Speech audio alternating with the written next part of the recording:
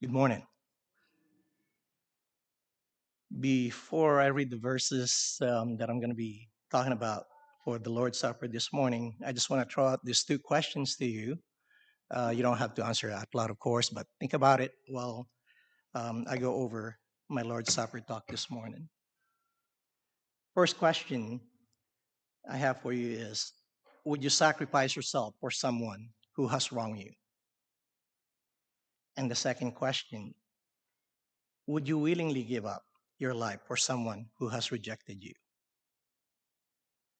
Well, this is exactly what Jesus did. He gave his life not because we earned it, not because we deserved it, but because his love is greater than our sin.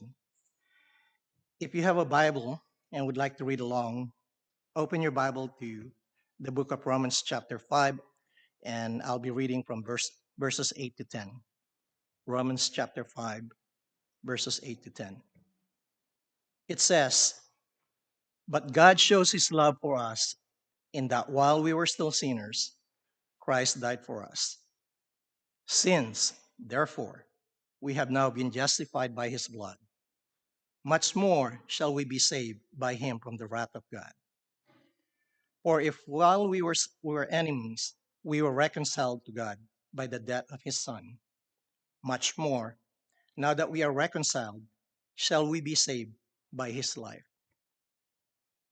So, as we gather around the Lord's table today, I want us to reflect on these verses because the passage beautifully captures the depth of Christ's love for us. This passage speaks of the very core of the gospel message, and it reminds us that Jesus' sacrifice on the cross was not for those who were already righteous, but for those who were sinful, broken, and even opposed to God. While we were still his enemies, Christ willingly endured the cross for our sake. And the truth is echoed on Ephesians chapter 2, verses 1 to 5, where Paul describes our condition before salvation. It reads, "And you were dead in the trespasses and sins in which you once walked, following the course of this world, following the prince of the power of the air, the spirit that is now at work in the sons of disobedience, among whom we all once lived in the passions of our flesh, carrying out the desires of the body and the mind, and were by nature children of wrath, like the rest of mankind. But God, being rich in mercy, because of the great love with which he loved us, even when we were dead in our trespasses, made us alive together with Christ. By grace, you have been saved." Before Christ, we were spiritually dead, living in disobedience and deserving of God's wrath. Yet, in his mercy, God did not leave us in that state. Instead, he reached down to rescue us, not because of anything we did, but because of his great love. And as we partake of the Lord's Supper, we remember the sacrifice that made our salvation possible. Isaiah chapter 53, verses 5 to 6, foretell this sacrifice with incredible clarity. "But he was pierced for our transgressions, he was crushed for our iniquities. Upon him was the chastisement that brought us peace, and with his wounds we are healed. All we like sheep have gone astray, we have turned everyone to his own way, and the Lord has laid on him the iniquity of us all." So, as we can see, Jesus bore our punishment. The suffering he endured was not for his sins, but for ours. He took on our guilt, our shame, our punishment, so that we might have peace with God.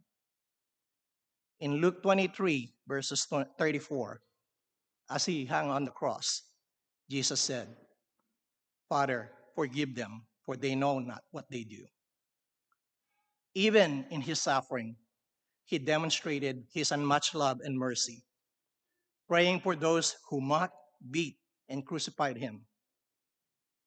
And as we just read a few minutes ago, Romans chapter 5, verse 10, tell us that while we were enemies, we were reconciled to God through the death of his Son.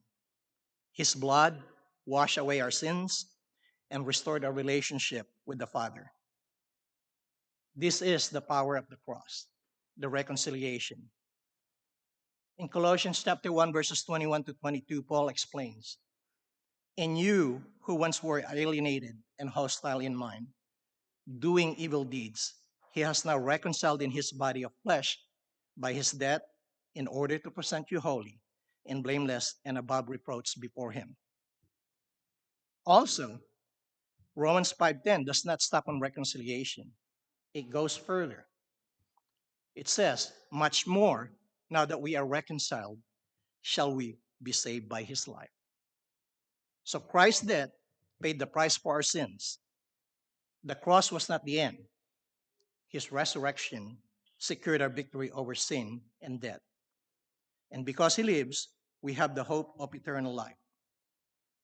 1 Peter 1:3 proclaims, "According to his great mercy, he has caused us to be born again to a living hope through the resurrection of Jesus Christ from the dead." 1 Corinthians 15:57 states, "But thanks be to God who gives us the victory through our Lord Jesus Christ. Because he lives, we can face whatever comes our way with confidence. We are no longer enslaved to sin, no longer condemned, and no longer God's enemies. We are his children, his beloved, his redeemed." So as we take the bread, let us remember his body that was broken for us. And as we drink the cup, let us reflect on the blood that was shed to cleanse us from sin. This meal is not just a tradition or ritual, it is a reminder of the greatest act of love in history. Jesus died for us when we least deserved it. He gave himself when we were still lost. He offered us grace when we had nothing to offer in return. So let us partake today with hearts full of gratitude, humility, and renewed commitment to the one who loved us, even when we were his enemies.